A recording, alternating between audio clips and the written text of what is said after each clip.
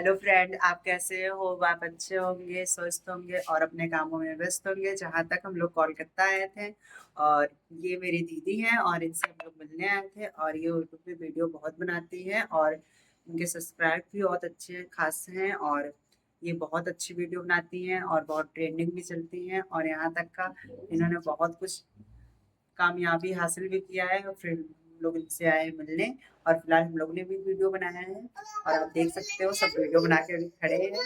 तो इनको आप सपोर्ट कीजिए, लाइक कीजिए, कमेंट कीजिए और इनको सब्सक्राइब कीजिए और आप लोग इनसे मिलने के लिए आइए और ये बहुत अच्छी हैं। ये क्या नाम है, बहुत अच्छे से देखभाल हम लोग का किया और इनके यहाँ हम लोग आए हैं। और आप आप बताइए आपका चैनल का क्या नाम है मैम? मेरा चैनल का नाम है प्रशांतला भारती। यूट्यूब चैनल, इंस्टा में भी प्रशांतला भारती। तो तुम लोग वीडियो जरूर देखना। और मैम प्योर बंगला है, बंगाली है और मैम बंगाली में भी बात करती हैं और हिंदी में भी बात তো करती ওদের हैं। সাথে মানে কথা বলে আমার খুব ভালো লেগেছে, খুব ভালো ভিডিও করে।